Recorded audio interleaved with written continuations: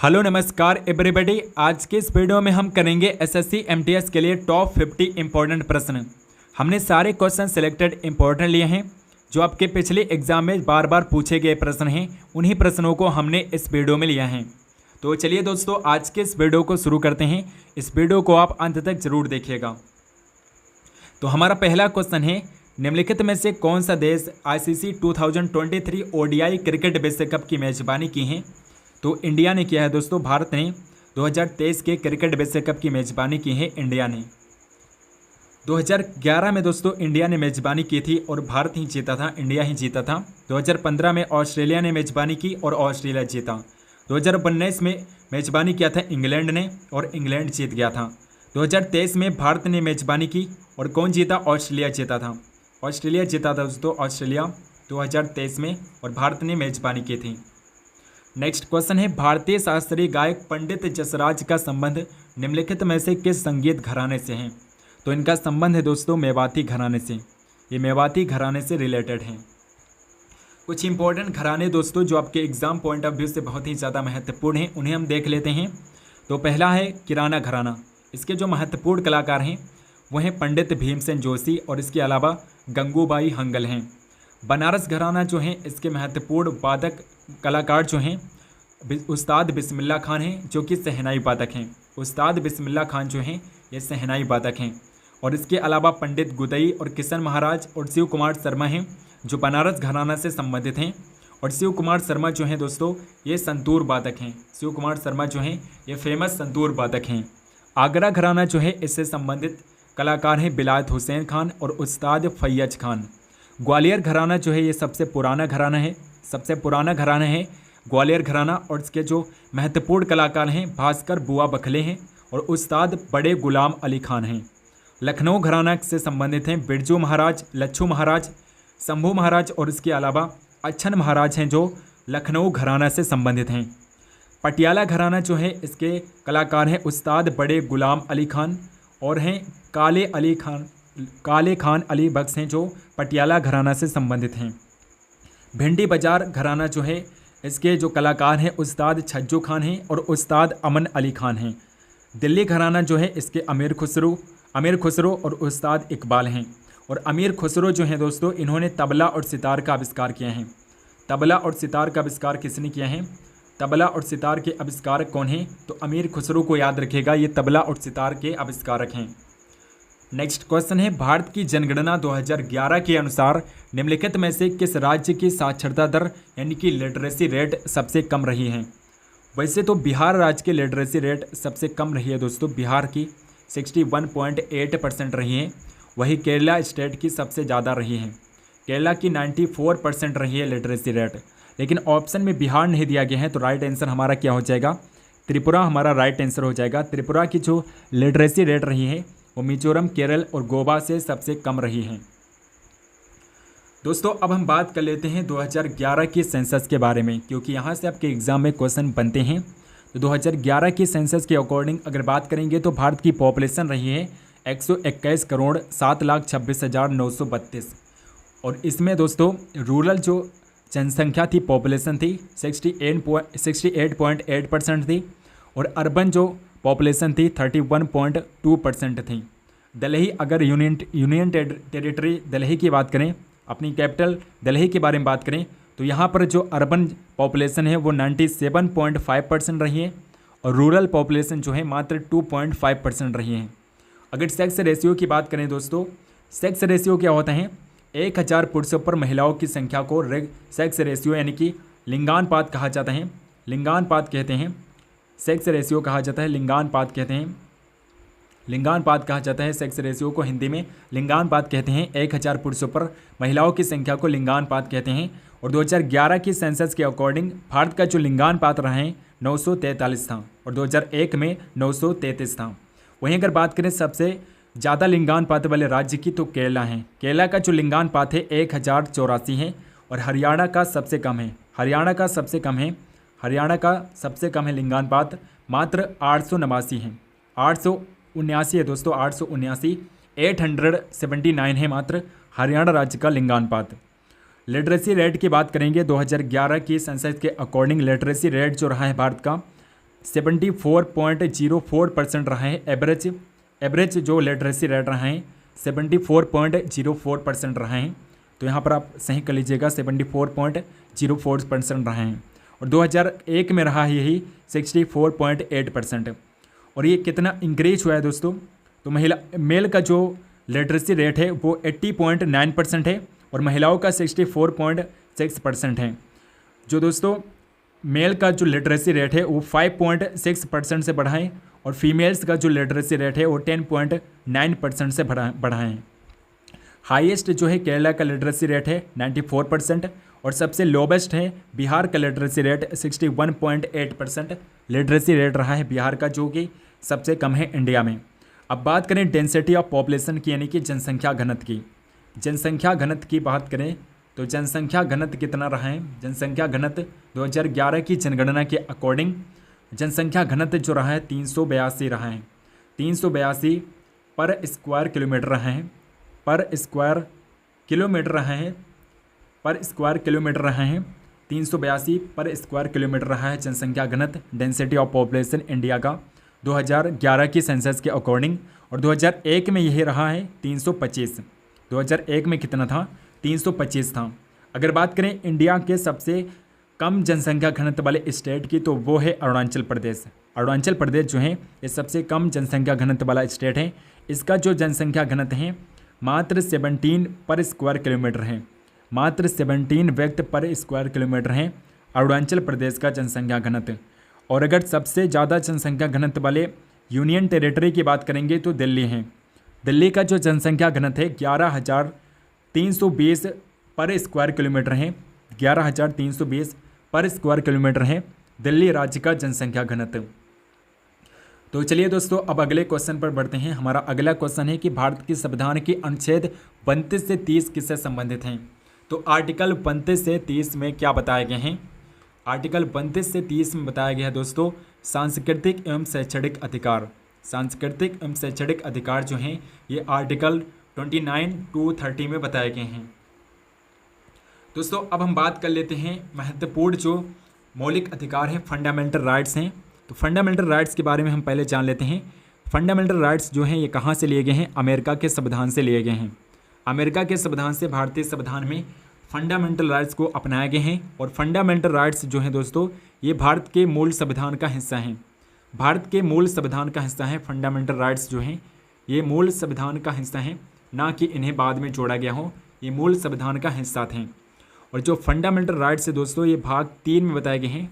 भाग 3 में अनुच्छेद 12 से 35 में, अनुच्छेद 12 से 35 में, भाग 3 के अनुच्छेद 12 से 35 में फंडामेंटल राइट्स बताए गए हैं। और अनुच्छेद 3 में कितने प्रकार के फंडामेंटल राइट्स हैं, तो 6 प्रकार के मौलिक अधिकार अनुच्छेद यानी कि भाग 3 में बताए गए हैं। 6 प्रकार के मौलिक अधिकार। और भाग 3 जो है दोस्तों इसे भारत का मैग्ना कार्टा कहा जाता है। भारत का मैग्ना कार्टा अगर पूछा जाए किसे कहते हैं तो याद रखिएगा भारत का मैग्ना कार्टा कहते हैं भाग 3 को।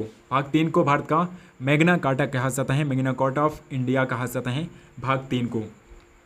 और दोस्तों भाग 3 में 6 प्रकार के मौलिक अधिकार बताए गए हैं, जिनको याद करने की एक बेस्ट ट्रिक है दोस्तों। इस ट्रिक के माध्यम से आप 6 के 6 मतलब मौलिक अधिकारों को याद कर सकते हैं आप। ट्रिक है दोस्तों, समस्त शोध संस्कृति के उपचार के लिए किए जाते हैं। समस्त शोध संस्कृति के उपचार के लिए किए जाते हैं। अगर आप इतना याद कर लेते हैं तो आप 6 के 6 फंडामेंटल राइट्स को आसानी से याद कर सकते हैं। तो सम से क्या हो जाएगा, समानता का अधिकार यानी कि इक्वालिटी ऑफ राइट्स हो जाएगा, जो कि आर्टिकल 14 to 18 बताए गए हैं, अनुच्छेद 14 से 18 में बताए गए हैं। और सत्य से क्या हो जाएगा, अस्त्य से क्या हो जाएगा, स्वतंत्रता का अधिकार हो जाएगा। अस्त्य से स्वतंत्रता का अधिकार हो जाएगा, जो अनुच्छेद 19 से 22 में बताए गए हैं। 100 से हो जाएगा शोषण के विरुद्ध अधिकार, जो अनुच्छेद 23 से 24 में बताए गए हैं। और धा से हो जाएगा धार्मिक स्वतंत्रता का अधिकार, जो कि अनुच्छेद 25 से 28 में बताए गए हैं। संस्कृति से क्या हो जाएगा, संस्कृति एवं शिक्षा संबंधी अधिकार हो जाएगा, जो कि आर्टिकल 29 to 30 में बताए गए हैं।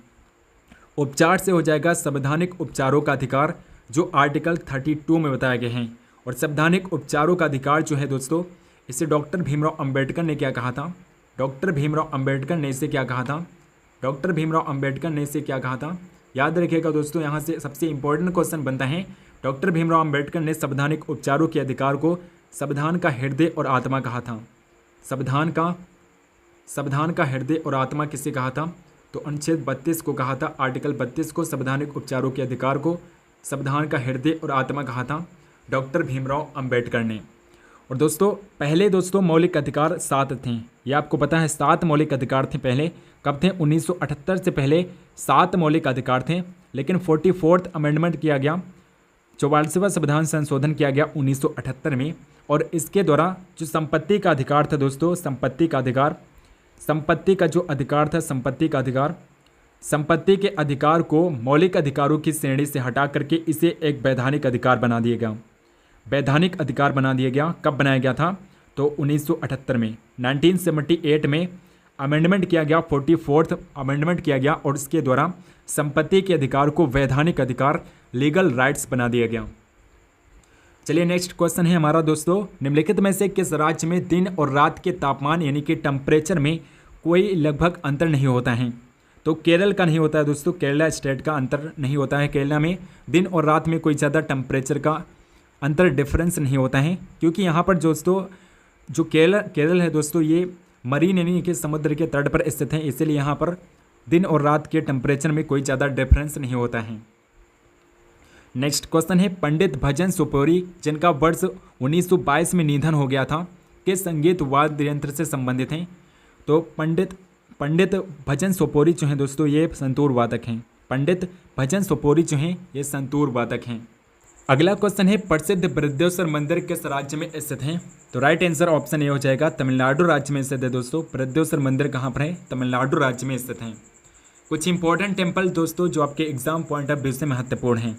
तो पहला है बृहदेश्वर मंदिर, जो आप पढ़ चुके हैं, ये तमिलनाडु के तंजौर में स्थित है। चोल शासकों के द्वारा ये बनवाया गया था। जगन्नाथ टेम्पल जो है ये ओडिशा के पुरी में स्थित है और ये गंग रूलर्स के द्वारा बनवाया गया था। और ओडिशा में ही कोणार्क का सूर्य मंदिर स्थित है। कोणार्क का जो सूर्य मंदिर है ये भी कहाँ पर स्थित है? ओडिशा में स्थित है। और दोस्तों देवगढ़ टेम्पल जो है ये उत्तर प्रदेश के देवगढ़ में स्थित है और ये गुप्त शासकों के द्वारा बनवाया गया था। कैलाश टेम्पल जो है ये महाराष्ट्र के एलोरा में स्थित है। राष्ट्रकूट शासकों के द्वारा इसका निर्माण करवाया गया था। और दिलवाड़ा टेम्पल जो है ये जैनियों का है और ये राजस्थान के माउंट आबू में स्थित है।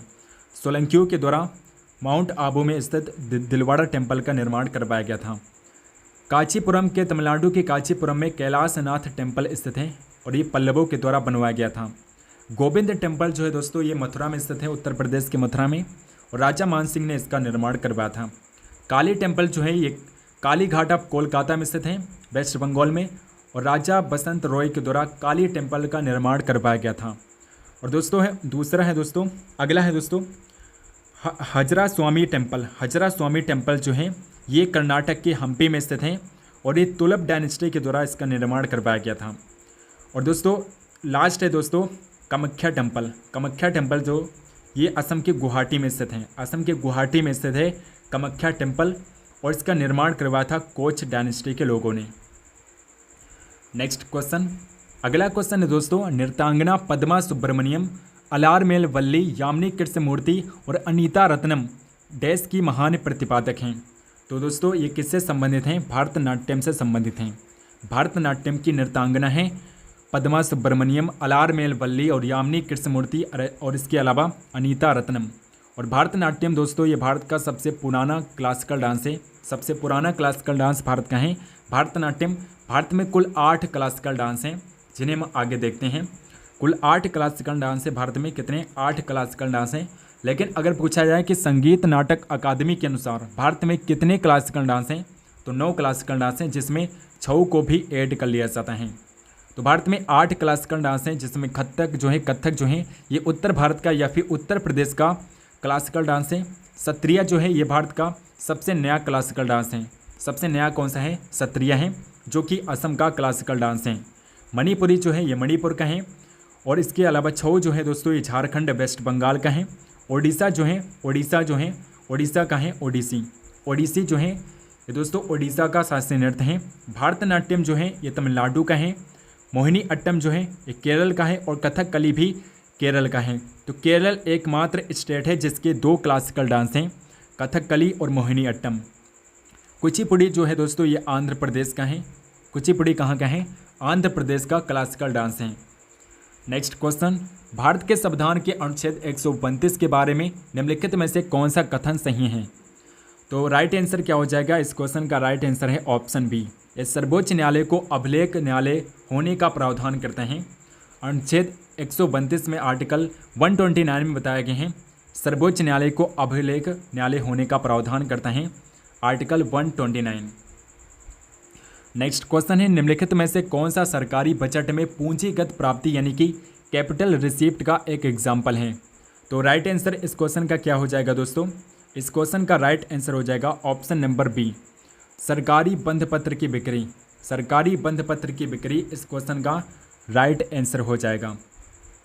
तो अगला क्वेश्चन है, वसुंधरा दोरास्वामी को किस नृत्य शैली के लिए वर्ष 2019 का संगीत नाटक अकादमी पुरस्कार मिला है?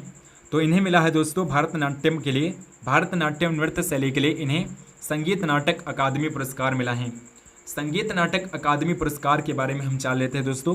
तो इसे एस्टेब्लिश किया गया था 1953 में, 1953 में इसको स्थापित किया गया था, 1953 में इसे स्थापित किया गया था। और इसका जो हेडक्वार्टर है दोस्तों, इसका हेडक्वार्टर नई दिल्ली में स्थित है। नई दिल्ली में इसका हेडक्वार्टर स्थित है, नई दिल्ली में इसका हेडक्वार्टर स्थित है। और वर्तमान में इसके अध्यक्ष कौन है दोस्तों? वर्तमान में इसके अध्यक्ष कौन है? तो पीबी राजमन्नार हैं। पीबी राजमन्नार वर्तमान में इसके अध्यक्ष हैं। पीबी राजमन्नार वर्तमान में संगीत नाटक अकादमी के अध्यक्ष हैं। नेक्स्ट क्वेश्चन है, डैश का नुआखाई त्यौहार गणेश चतुर्थी के अगले दिन भाद्रव यानी कि अगस्त सितंबर के चंद्र पखवाड़ी की पंचमी तिथि 5वें दिन को मनाया जाता है। तो नुआखाई कहाँ का त्यौहार है दोस्तों? ये उड़ीसा का त्यौहार है, उड़ीसा राज्य का त्यौहार है Nuakhai. Next question, Robert Hooke ने कोशिका शब्द का प्रयोग किस वर्ष किया था? कोशिका शब्द का प्रयोग सबसे पहले रॉबर्ट हुक ने 1665 में किया था, 1665 में। राइट आंसर ऑप्शन 4 हो जाएगा। नेक्स्ट क्वेश्चन, निम्नलिखित में से red earth and pouring rain a Nobel पुस्तक किसने लिखा है? तो red earth and pouring rain a Nobel पुस्तक जो है ये किसकी पुस्तक है? विक्रम चंद्रा की पुस्तक है, विक्रम चंद्रा की पुस्तक है। अगला क्वेश्चन है, अप्रैल 2023 में तमिलनाडु ने निम्नलिखित में से किस पर प्रतिबंध लगाने वाला एक एक्ट पारित किया था? तो ऑनलाइन जुआ को बैन करने के लिए तमिलनाडु सरकार ने एक्ट पारित किया था, ऑनलाइन जुआ को बैन करने के लिए।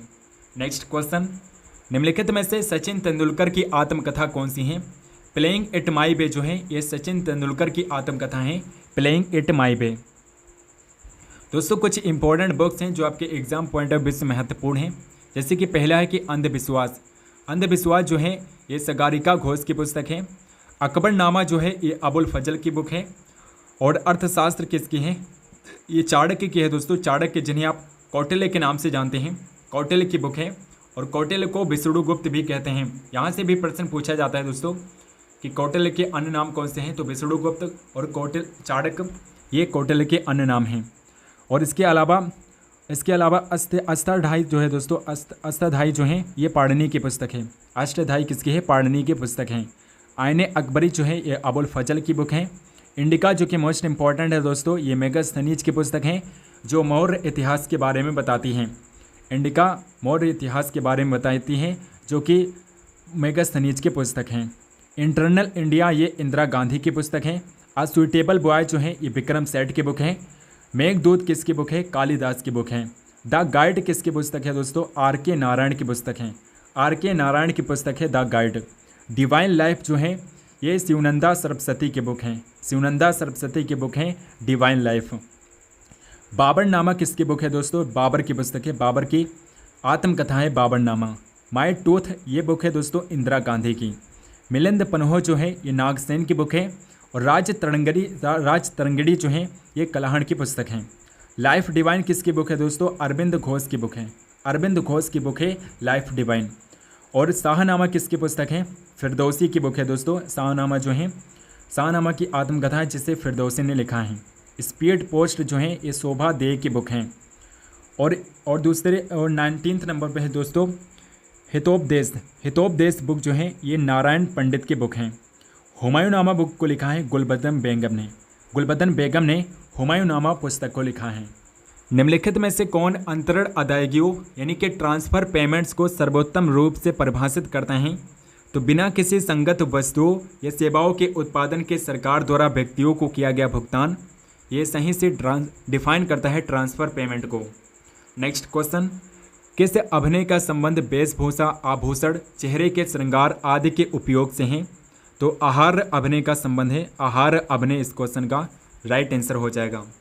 नेक्स्ट क्वेश्चन, बंगाल के निम्नलिखित स्वतंत्रता सेनानी वकीलों में से किसे देश बंधु के नाम से जाना जाता है? चित्तरंजन दास को देश बंधु के नाम से जानते हैं, चित्तरंजन दास को। नेक्स्ट क्वेश्चन, निम्नलिखित में से कौन सा दैनिक वायुमंडलीय मौसम परिवर्तन से संबंधित है? तो क्षोभ मंडल है दोस्तों। क्षोभ मंडल है जिसमें मौसम संबंधित सभी घटनाएं होती हैं। दोस्तों अब एटमॉस्फेयर की हम परतों के बारे में जान लेते हैं। तो फर्स्ट है ट्रोपोस्फेयर। ट्रोपोस्फेयर की जो कुल मोटाई होती है, चौड़ाई जो है 20 किलोमीटर है और 20 किलोमीटर से 50 किलोमीटर की रेंज में आती है स्ट्रेटोस्फेयर, जिसे आप समताप मंडल के नाम से जानते हैं। और यहीं पर एयरक्राफ्ट, एरोप्लेन्स उड़ते हैं। और ओजोन लेयर कहाँ पर पाई जाती हैं? ये भी सबसे इम्पोर्टेंट है दोस्तों। ओजोन लेयर जो है ये भी समताप मंडल में पाई जाती हैं। समताप मंडल में ही ओजोन लेयर स्ट्रेटोस्फेयर में ही पाई जाती हैं। सेकेंड है मेसोस्फेयर यानी कि मध्य मंडल, जिसकी जो रेंज होती है 50 किलोमीटर से 85 किलोमीटर के बीच होती है। और यहाँ पर मेटियोर आकर ख़त्म हो जाते हैं, जलकर राख हो जाते हैं। ट्रोपोस्फेयर जो है इसकी जो रेंज है 85 किलोमीटर से 690 किलोमीटर के बीच आती हैं। और नेक्स्ट है एक्सोस्फेयर। एक्सोस्फेयर की जो रेंज है दोस्तों ये 690 किलोमीटर से 1000 किलोमीटर है, या फिर इसके आगे भी हो सकती हैं। अनुमानतः 1000 किलोमीटर तक है 690 किलोमीटर से। और ट्रोपोस्फेयर में दोस्तों सैटेलाइट होते हैं और ऑरोरा की घटना जो है ये ट्रोपोस्फेयर में ही देखने को मिलती हैं। और एक्सोस्फेयर में क्या होता है? यहाँ पर दोस्तों सैटेलाइट होते हैं, ट्रोपोस्फेयर में भी सैटेलाइट होते हैं। यहाँ पर गलत बन गया है दोस्तों, सैटेलाइट जो होते हैं ये एक्सोस्फेयर में होते हैं। यहाँ पर आप देख सकते हैं एक्सोस्फेयर में सैटेलाइट होते हैं और स्पेस भी एक्सोस्फेयर में होते हैं, यानी कि वायु मंडल में। थर्मोस्फेयर में अरोरा होते हैं और मेटियोर्स जो होते हैं ये मेसोस्फेयर में होते हैं। चलिए दोस्तों नेक्स्ट क्वेश्चन पर बढ़ते हैं। हमारा नेक्स्ट क्वेश्चन है शुद्ध गतिक श्यानता की गॉस इकाई यानी कि गॉसियन यूनिट क्या होती हैं? तो गॉसियन यूनिट होती है दोस्तों डार्सी। डार्सी जो है गॉसियन यूनिट होती हैं। अगला क्वेश्चन, मित्र मेला डैश द्वारा स्थापित एक क्रांतिकारी संगठन था। मित्र मेला जो है इसे स्थापित किया था विनायक सावरकर ने। विनायक सावरकर ने, BD सावरकर ने। नेक्स्ट क्वेश्चन, निम्नलिखित में से किस राज्य ने 54 वर्षों के अंतराल के बाद मार्च 2023 में रियाद में संतोष ट्रॉफी जीती? तो संतोष ट्रॉफी जीता है 54 वर्षों के बाद कर्नाटक राज्य ने। कर्नाटका इस क्वेश्चन का राइट आंसर हो जाएगा। नेक्स्ट क्वेश्चन, निम्नलिखित में से किस स्टेडियम में ODI क्रिकेट विश्व कप 2011 का फाइनल मैच खेला गया था जिसे इंडिया ने जीता था? तो वानखेड़े स्टेडियम जो है दोस्तों, वानखेड़े स्टेडियम में ODI क्रिकेट विश्व कप 2011 का फाइनल मैच खेला गया था। नेक्स्ट क्वेश्चन है 18वें आवधिक श्रम बल सर्वेक्षण के अनुसार शहरी क्षेत्रों में महिलाओं 15 वर्ष और उससे अधिक आयु के बीच बेरोजगारी दर जनवरी मार्च 2023 में घटकर डैश हो गई। तो जनवरी मार्च 2023 में घटकर कितनी हो गई? 9.2% हो गई, 9.2%। नेक्स्ट क्वेश्चन, निम्नलिखित में से कौन सा भारत के महान्यायवादी का कर्तव्य है? भारत के महान्यायवादी यानी कि अटॉर्नी जनरल का कार्य क्या होता है? कानूनी मामलों पर भारत सरकार को एडवाइस देना, यही अटॉर्नी जनरल का कार्य होता है। नेक्स्ट क्वेश्चन, अगला क्वेश्चन है कि घेंघा रोग में किस ग्रंथि के आकार में वृद्धि हो जाने के कारण गले के अगले भाग में सूजन आ जाती है? तो थायराइड ग्रंथि के आकार में वृद्धि हो जाने की वजह से गले में आगे के भाग में सूजन आ जाती हैं, थायराइड ग्रंथि में आकार की वृद्धि होने की वजह से। और घेंघा रोग होता क्यों है दोस्तों? आयोडीन की कमी से होता है। घेंघा रोग जो है ये आयोडीन की कमी से होता है। आयोडीन की कमी से घेंघा रोग होता है, क्योंकि थायराइड ग्रंथि जो होती है इससे आयोडीन की आवश्यकता होती है। नेक्स्ट क्वेश्चन, निम्नलिखित में से कौन कथक केंद्र के निदेशक थे और उन्होंने कलाश्रम नाम से अपना स्वयं का नृत्य विद्यालय भी शुरू किया था? तो राइट आंसर इस क्वेश्चन का ऑप्शन 3 हो जाएगा, पंडित बिरजू महाराज थे। पंडित बिरजू महाराज जो थे ये कथक केंद्र के निदेशक थे और इन्होंने कलाश्रम नाम से अपना एक नृत्य विद्यालय भी शुरू किया था। नेक्स्ट क्वेश्चन है, झारखंड में मवेशियों के सम्मान में डैश दिवाली के तुरंत बाद अमावस्या के दिन अगले दिन मनाया जाता है। अगले दिन मनाया जाता है दोस्तों सोहराय। सोहराय मनाया जाता है झारखंड में मवेशियों के सम्मान में दिवाली के तुरंत अगले दिन बाद अमावस्या को दिन। नेक्स्ट क्वेश्चन है, भारत सरकार की दीनदयाल उपाध्याय ग्रामीण कौशल योजना यानी कि DDU-GKY योजना के अंतर्गत जनसंख्या का कौन सा वर्ग शामिल है? तो 15 से 35 आयु वर्ग के लोग शामिल हैं। 15 से 35 आयु वर्ग के लोग। नेक्स्ट क्वेश्चन है, 2023 का IPL फाइनल मैच निम्नलिखित में से किस शहर में आयोजित किया गया था? तो 2023 का जो IPL का फाइनल मैच था वो कहाँ पर आयोजित किया गया था दोस्तों? राइट आंसर इस क्वेश्चन का ऑप्शन 2 हो जाएगा, अहमदाबाद में आयोजित किया गया था। अहमदाबाद में 2023 का IPL का जो फाइनल मैच था वो आयोजित किया गया था। नेक्स्ट क्वेश्चन, भारत के निम्नलिखित में से किस राज्य में गर्मी के मौसम में लू हवा नहीं चलती हैं? गर्मी के मौसम में लू हवा दोस्तों गोवा में नहीं चलती हैं। गोवा राज्य में नहीं चलती है क्योंकि गोवा जो है ये समुद्र के तट पर स्थित है और सबसे छोटा स्टेट है गोवा इंडिया का। नेक्स्ट क्वेश्चन है, बजट घाटा क्या है? तो बजट घाटा क्या होता है? राजस्व पर सरकारी व्यय की अधिकता, यही बजट घाटा होता है। राजस्व पर सरकारी व्यय की अधिकता बजट घाटा होता है। नेक्स्ट क्वेश्चन, किस भारतीय संगीतकार ने 1994 में राय कूडर के साथ a meeting by the river के लिए ग्रैमी पुरस्कार जीता था? A meeting by the river के लिए ग्रैमी पुरस्कार किसने जीता था? तो इस क्वेश्चन का राइट आंसर ऑप्शन ए हो जाएगा, विश्व मोहन भट्ट ने जीता था, विश्व मोहन भट्ट ने। नेक्स्ट क्वेश्चन, किस नृत्य के ठीक शुरू किए जाने से पहले सेवा कली नामक एक अभ्यास सत्र किया जाता था जो एक मंदिर के परिसर में किया जाता था? तो इस क्वेश्चन का जो राइट आंसर होगा दोस्तों, राइट आंसर हो जाएगा कथकली। कथकली इस क्वेश्चन का राइट आंसर हो जाएगा। कथकली नृत्य से पहले सेवा कली नामक एक अभ्यास सत्र किया जाता था। नेक्स्ट क्वेश्चन है, यदि एक ईंट पर 7 न्यूटन का बल लगाया जाए और वो 5 मीटर तक गति करती है तो किया गया कार्य कितना होगा? तो दोस्तों वर्क इज इक्वल टू क्या होता है? फोर्स इनटू में डिस्टेंस होता है। तो फोर्स कितना दिया गया है? 7 दिया गया है और डिस्टेंस 5 दिया गया है। मल्टीप्लाई करेंगे 35 आएगा। राइट आंसर हमारा 35 जूल हो जाएगा। नेक्स्ट क्वेश्चन, राजस्व व्यय क्या है? दिन प्रतिदिन के सरकारी कार्यों पर व्यय की गई धनराशि ही राजस्व व्यय होता है। अगला क्वेश्चन, पवित्र पर्वत कैलाश भारत के किस पड़ोसी देश में स्थित हैं? तो कैलाश पर्वत जो है दोस्तों ये चाइना में स्थित है, चीन देश में स्थित हैं। नेक्स्ट क्वेश्चन, नौजवान भारत सभा के संस्थापक कौन थे? नौजवान भारत सभा के संस्थापक कौन थे? भगत सिंह थे। भगत सिंह ने नौजवान भारत सभा की स्थापना की थी।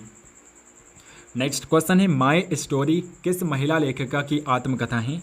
तो माई स्टोरी जो है ये कमला दास की आत्मकथा है, कमला दास की। अगला क्वेश्चन, निम्नलिखित में से कौन सा मौलिक कर्तव्यों के अंतर्गत नहीं आता है? तो कर का भुगतान करना दोस्तों, टैक्स का भुगतान करना ये मौलिक कर्तव्यों के अंतर्गत नहीं आता है। राष्ट्रगान का सम्मान करना, सद्भाव को बढ़ावा देना और वैज्ञानिक दृष्टिकोण विकसित करना ये सारे मौलिक कर्तव्य हैं, लेकिन कर का भुगतान करना ये कोई मौलिक कर्तव्य नहीं है, फंडामेंटल ड्यूटी नहीं है। मौलिक कर्तव्यों की बात करें दोस्तों तो इन्हें 42वें संविधान के दौरान, 42वें संविधान संशोधन के दौरान संविधान में जोड़ा गया था 1976 में, 1976 में। और ये रूस के संविधान से प्रभावित हैं, सोवियत संघ के संविधान से प्रभावित हैं और इन्हें स्वर्ण सिंह समिति की सिफारिश पर जोड़ा गया था। स्वर्ण सिंह समिति की सिफारिश पर मौलिक कर्तव्यों को संविधान में जोड़ा गया था। बात करें वर्तमान में कितने मौलिक कर्तव्य हैं तो 11 मौलिक कर्तव्य वर्तमान में भारतीय संविधान में दिए गए हैं। और जो 42वां संविधान संशोधन है दोस्तों इसे लघु संविधान भी कहा जाता है।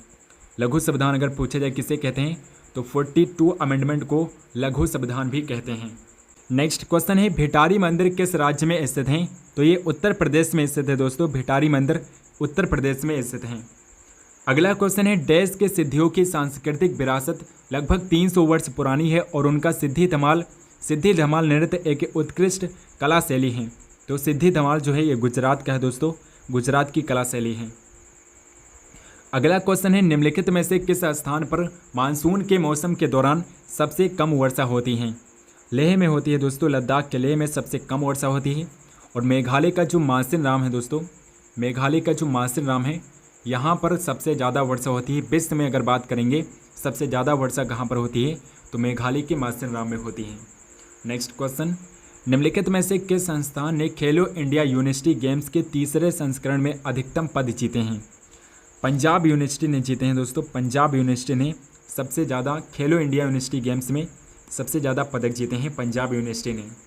अगला क्वेश्चन है, अखिल भारतीय मुस्लिम लीग ने किस वर्ष देश के उत्तर पश्चिम तथा पूर्वी क्षेत्रों में मुसलमानों के लिए स्वतंत्र राज्य की मांग का प्रस्ताव पेश किया था? 1940 में पेश किया था दोस्तों। पाकिस्तान जो देश है इसके लिए 1940 में प्रस्ताव पेश किया गया था संविधान सभा में 1940 में। अगला क्वेश्चन, निम्नलिखित में से कौन सा उपन्यास मुल्क राज आनंद द्वारा नहीं लिखा गया है? तो मुल्क राज आनंद के द्वारा कौन सा उपन्यास नहीं लिखा गया है?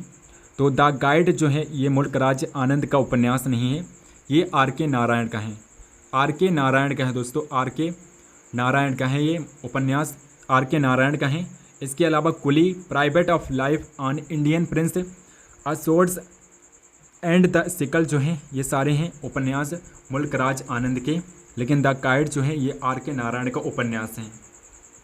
नेक्स्ट क्वेश्चन है, शुभमन गिल अपने खेल में रिकॉर्ड बनाने की वजह से चर्चा में थे, वे किस खेल से संबंधित हैं? तो ये क्रिकेट से संबंधित है, आप सभी जानते हैं शुभमन गिल जो हैं ये एक क्रिकेटर हैं। नेक्स्ट क्वेश्चन, निम्नलिखित में से कौन सा एक विश्व प्रसिद्ध सितार वादक हैं?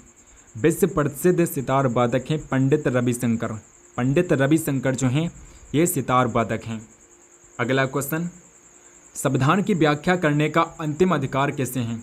सुप्रीम कोर्ट को है दोस्तों, सर्वोच्च न्यायालय को संविधान की व्याख्या करने का अंतिम अधिकार प्राप्त है सुप्रीम कोर्ट को। दोस्तों कुछ क्वेश्चन हैं, 2 क्वेश्चन हैं जिनके आंसर आपको बताने हैं कमेंट बॉक्स में। तो पहला क्वेश्चन है, राष्ट्रीय विकास परिषद की अध्यक्षता कौन करता है? राष्ट्रीय विकास परिषद यानी कि एनडीसी की अध्यक्षता कौन करता है? नेशनल डेवलपमेंट काउंसिल की अध्यक्षता कौन करता है? राष्ट्रपति, भारत के वित्त मंत्री, भारत के प्रधानमंत्री या फिर उपराष्ट्रपति? तो इस क्वेश्चन का आंसर आप कमेंट बॉक्स में बताइएगा। इस क्वेश्चन का आप आंसर बताइएगा कमेंट बॉक्स में। कमेंट बॉक्स में इस क्वेश्चन का आंसर बताइएगा। इसके अलावा इस क्वेश्चन का आंसर भी कमेंट बॉक्स में बताइएगा। भारत का जनसंख्या के हिसाब से सबसे बड़ा राज्य कौन सा है? मध्य प्रदेश, आंध्र प्रदेश, उत्तर प्रदेश या फिर राजस्थान? तो इस क्वेश्चन का आंसर भी आप कमेंट बॉक्स में बताइएगा। दोस्तों आई होप कि आपको वीडियो पसंद आई होगी। अगर आपको ये वीडियो पसंद नहीं तो आप इस वीडियो को लाइक ज़रूर करिएगा और इस वीडियो को शेयर भी करिएगा। चैनल को सब्सक्राइब नहीं किया है तो चैनल को सब्सक्राइब कर लीजिए और बेल आइकन को ऑल पर क्लिक कर लीजिए ताकि हम जो भी वीडियो डालें उसकी नोटिफिकेशन आप तक जरूर पहुँचे। कमेंट करके बताइए कि आपको ऐसी और भी वीडियो चाहिए तो हम ऐसी और भी वीडियो जरूर बनाएंगे। टेलीग्राम चैनल को ज्वाइन कर लीजिए, डिस्क्रिप्शन बॉक्स में आपको लिंक मिल जाएगा। सो दोस्तों मिलते हैं नेक्स्ट वीडियो में, तब तक के लिए जय हिंद, वंदे मातरम।